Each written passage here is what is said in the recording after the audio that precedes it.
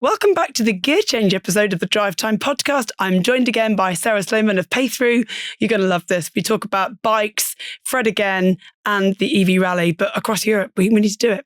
In the main podcast, we talked a lot about the work that you've done, your passion for sustainability, and kind of what's driven you and how long you've been at Paythrough and the work that you do there, which was fantastic.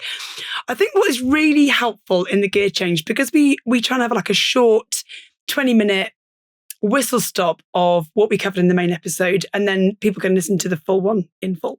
But I would just love to get some key takeaways and some myth busting around the EV space and the EV charging space, which is where you work, but also some of the great fun stuff that you're working on. So just give me 3 things about EV charging that everyone should know that maybe they don't.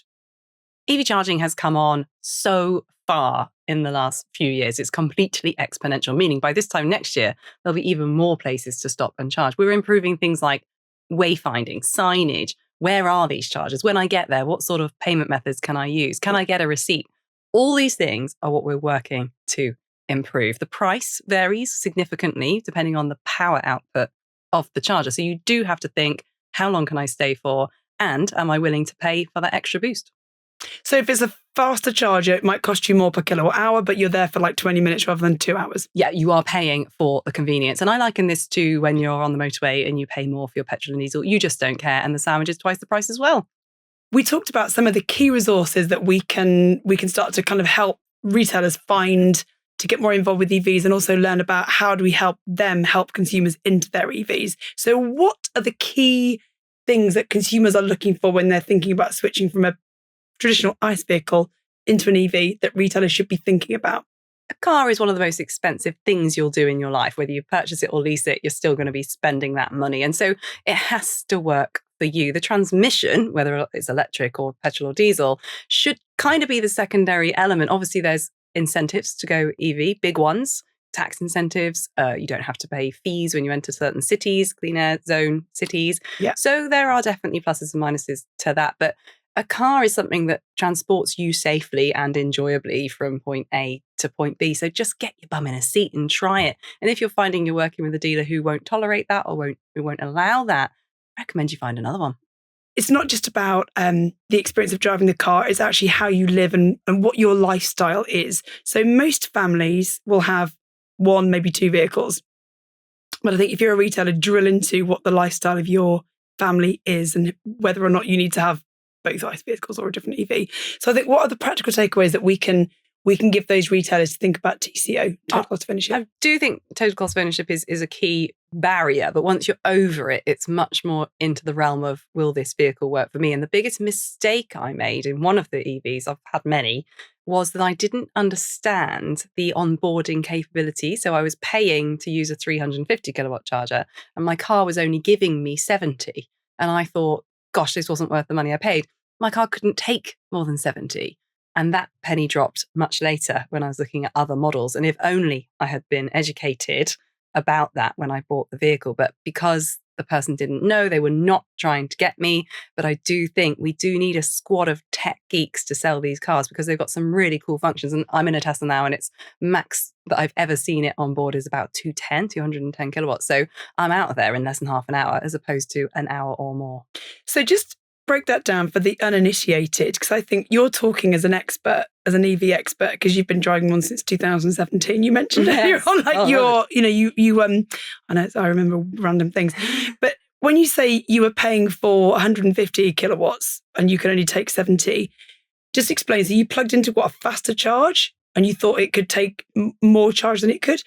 What's the range if it is taking 70 kilowatts? What kind of range would you expect for that? So I can use some real numbers. So my Tesla right now has a 77 kilowatt hour battery pack. That's a bit like saying I've got a 40 litre petrol tank.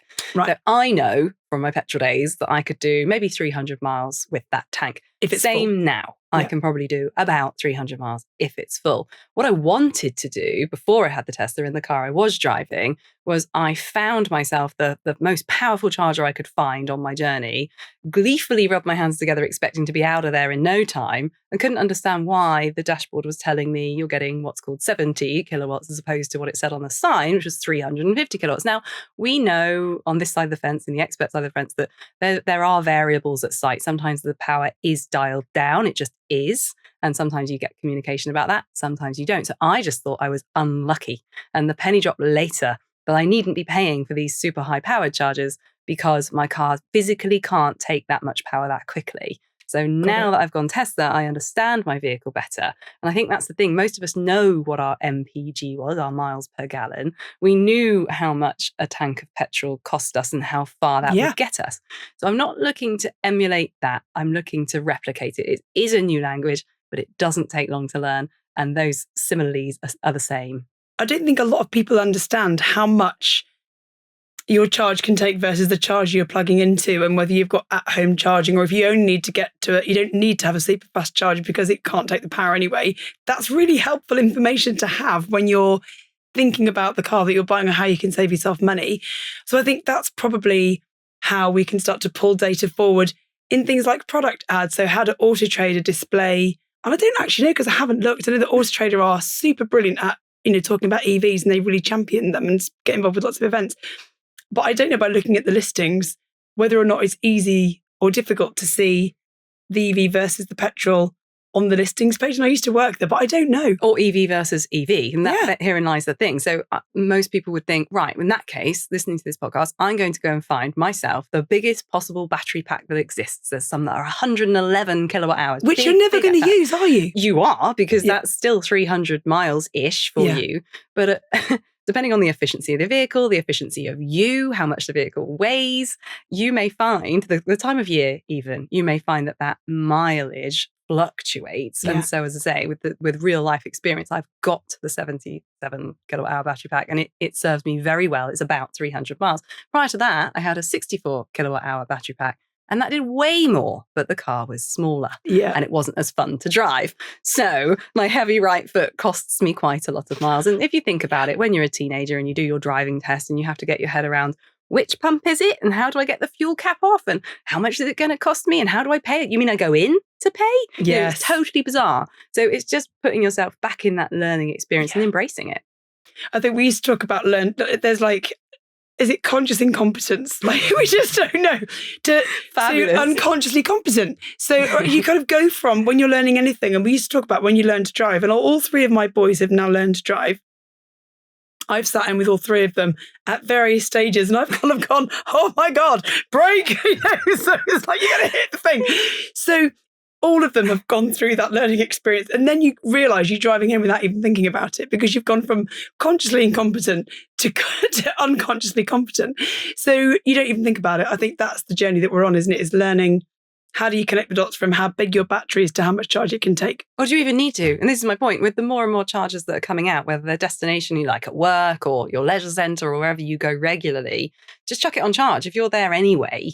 Now, we're really working towards a situation where you're driving on, say, a motorway and decide that you would quite like to stop for a coffee or the toilet, and then you see a whole bank of lit up, beautifully appealing chargers. Just chuck it on charge. We're still a little way off that because of the rate of rollout, but we will get there. So I'm really excited that people just charge wherever they're parked, and parking and charging are like hand in glove. And from a payments perspective, I'm excited to see how can we make that payment less painful for people, less confusing for people. Why have I got to pay that company to park and that company to charge and that hotel to sleep and that restaurant to eat? Yes. We just bung that all in together. Bung it all in. Wouldn't it be great if you just kind of have one charger and, or your one payment and, it's all going to go through the same thing.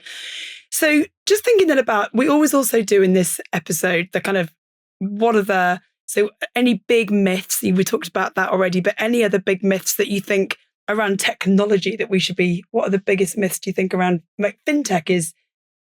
I think so much innovation happens in the payment space because banks have loads of money to invest. Actually, they do. So we see lots of innovation happening in payments. Are there any others that we think are coming down the pipes that are going to help in terms of mobility that you've seen recently? Yeah, I think so. Wet fuel, traditional fuel, is a trillion, as you'd imagine, dollar industry, multi-million pound, even in the UK industry. Per week, we see so much spent on cards for wet fuel. That's all going to be electric fuel soon. So yes, the payment companies are very interested in our consumer behavior. What cards are we preferring? Do we like Apple Pay better than physical card? Probably, but that's all biometric. You don't have to put your PIN in. It knows your face. You can buy anything. So I want to see more of that, helping the consumer to use their cards in the way that they want to use them and see some benefits for doing that, whether it's points, money off, loyalty, I think will go a long way. Loyalty is a big thing. You mentioned Avios points. I'm a big fan of Avios points because I travel a lot. So it does help, doesn't it? Collect some points and then use them. I do use them. So it's really, it's really important to kind of give people loyalty to you. Oh, I think we also know the carrot versus the stick. Give me the carrot every time rather than the stick. It's really helpful. So yeah, loyalty is good. Tech tools that you can't live without then. So we're going to come into a bit about you. So what are the tech tools that you can't live without in your life, whether it's not just about charging, but in general? Apple Pay.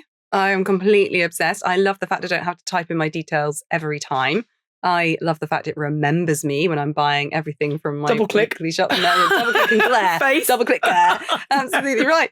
But it's not just that. It's the data retention. I'm very impatient. If I want to buy it, I want to buy it now. And I love the fact it knows the address for delivery as well. It assumes that. It knows that. And it gives you the chance to change it if not. So Apple Pay couldn't live without. And I absolutely love music. So the fact that my car seamlessly integrates, there's no cables involved. It's the exact same interface as on my phone as in the car. So it's not like a slimmed down version. It's exactly the same. Well, your phone is your key. You just put it in the middle and it will charge your phone while you drive as well. Can't live without that either.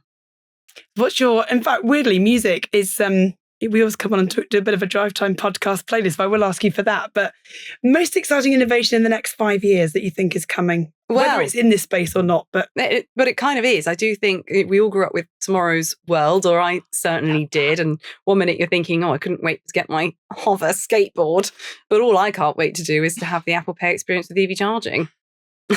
Yeah, you do talk a lot. I've heard you talk about the car as your charger. So you literally plug in and it knows your vehicle because it's got a unique identifier in the same way that you can then map it to your card, plug it in and it automatically knows that you're good for that payment. Yeah, set it up once and go ahead. The other myth I wanted to bust was that pre-auth is not a payment. It is simply a held amount on the card. 1, to check that you exist and you've got money, and 2, to protect the merchant to make sure they can get your final fee. Exactly. So pre-auth, that happens everywhere. You kind of do it, even if you're doing your pay at pump, it pre-authorizes the card. However, that comes back instantly, whereas for some reason in the EV space, you have to wait either. It could be instant for some operators, but some are between 7 and 28 days.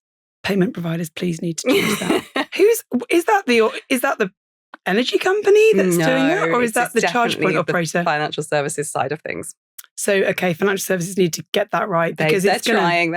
We're helping them. Good, excellent, good to know. So, coming on about then, we've talked about the EV rally on the main episode and also a little bit on this one, but we always talk about dream road trip or destination. And I know you travel a lot and you're very outdoorsy. You've cycled, you've had some interesting, collarbone accidents, falling off your bike. But just in terms of road trip destination, where would you either love to go or that you've been and you think is your best place for a drive? I was pretty inspired by your experience of your family holiday, finding it super easy to charge. But I'm guilty of saying a few years ago, I'm timid to drive into Europe. And now it is just seamless, just like here in the UK. So I've been intrigued to find some sort of more far-flung places and just see what it's really, really like. I absolutely loved the motorcycle adventure that Charlie Borman and Ewan McGregor took. I think they called it The Long Way Up or something. The Long Way Down. They went through, and they did it with Rivian, didn't they? So they actually had it all EV bikes, and they went down. I haven't finished watching it, but I remember when in some places they had to go and put the charger in for them to charge when they got there. Yeah, or ask very nicely for somebody in their home to allow them to do it. But of course, with electrical incompatibility, it was a real challenge. So again, a hugely exciting adventure. I have a motorcycle and I can safely say it was them when I was about 14, watching them do their long way round made me just want to be them. So yeah, I've got an electric motorbike and I just want to take it on a longer trip. But at the moment, they're just like a petrol bike, 150 miles tops. But unlike a petrol bike, you can't charge them in, a 5-minute top up of fuel. So I'm looking for a DC bike now, a rapid charging bike. Nice. Who manufactures those? A few. We had Energica, who kind of went and came back again, and they're fantastic big adventure bikes. I've got my eye on the Live Wire, which was part of the Harley Davidson group, but they split the brand away. Prior to that, I had a Zero. That's a Californian-based company. They're moving into Holland to manufacture. Nice. And I have a Guinness World Record with my partner, Sam Clark, for the longest journey on an electric bike in a single charge from Verge motorcycles. So it's all happening. So where did you go? What was the road trip from? Well, we were trying to prove that the bike is a viable commuter option. So we just went all around London in a kind of star shape and completely smashed its expected range. So I was really proud to just say that we drove in normal conditions. We drove normally. We drove to the speed limit. We swapped for driver safety, but we were going something like 14 hours by the end in wind and horrible conditions. So everything that the weather tried to throw at that bike, it just lived through. Speaking about motorbikes, I think for me, a traditional motorbike with an engine would be too heavy for me, and I would probably be a bit reluctant, but that's my perception. They're the same. I might be wrong. That's the only thing I'd say. Yeah, they're no lighter or heavier. No, and also sometimes the battery distribution means it's very top heavy, but then a fuel tank would be too. So yeah, the advice is always the same. You kind of start small and move up through. And I'm actually test riding the Maving, which is a beautiful kind of nod to the old styling, but it's really a commuter bike. It's a kind of a city hopper. It's got it was like 70-mile range, I think, and you can take the battery inside with you. It's that light. Yes. So it's a beautiful machine, but I do love the bigger bikes best. Nice. So road trip then, coming back to the question, what's your destination? Well, seeing as we've gone there, I think I'd like to ride to Switzerland. Do it. Honestly, it's the most beautiful ride. We did it all the way. We drove all the way through France, and you can do it, I think, if you want to get charges and stuff, but it was Switzerland was so beautiful. We loved it. Need some time off work, I think, and I'll go. Right, ask Pay3 to leave. Paid, or do it as part of maybe you could stop at OEMs on the way. Yeah. Do it in a car or a bike. What do you reckon? I think probably a car. No, I'd like to do it on the bike. That's the point, yeah. You're limited on your energy, though. You do get very tired. It's a very intense thing, but yeah. But you stop more, have a break. That's good. See the sights. And then what are you going to listen to? You talked about music. You like music in your car. Obviously not in your headphones, but if you were in the car, what would you be listening to? What can we add to the playlist? Oh my goodness. Please add anything by Fred Again. Love Fred Again. Oh my goodness, me too. Just the energy is phenomenal and really infectious. And I also do love a dance beat. And my daughter's just getting into some of the older stuff that we used to listen to, like Two Door Cinema Club from 10, 15, sometimes even 20 years ago. So I'm very eclectic. Love it. Fred Again is awesome. So I think you need to pick a track because then we can add it to the playlist and we can play it at the Christmas party, which we're coming back here for. Okay. I'm going to struggle. There's like 40 that I would choose. Right. Well, find me one and ping it to me. Find it, send me a link. That'd be really good. So Sarah Sloman, thank you again for the Gear Change episode. It's been an absolute pleasure. And I honestly, the bike thing, I think is a fantastic opportunity to try and get people thinking differently about transport. And if you are able to use a bike, you're taking up a lot less space on the road. Oh, you can park it. You can go. It's much more. And I cannot tell you how wonderful it feels to, when I'm driving, I'm thinking about work, I'm thinking about my kid, I'm thinking about all the stuff I've got to do, to-do list central.